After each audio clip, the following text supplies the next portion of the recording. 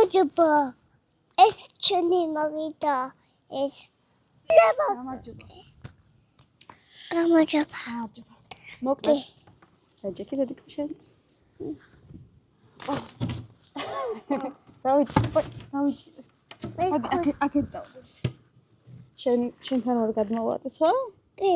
ჩვენ მასპინძელ ბავშვს ქონდა ორი სკამი. კი. აბრიელსაც მოუნდა, თქმა უნდა, ვერ იყოფდნენ რაღაც მომენტებში. ალექსანდრეს მოუნდა. ალექსანდრეს ქონდა, შენ მოგინდა.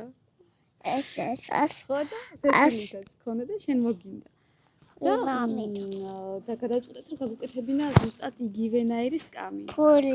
მაგრამ ამასობაში სანამ ეს სკამი გავაკეთეთ მესამე, მეორეც გაფუჭდა.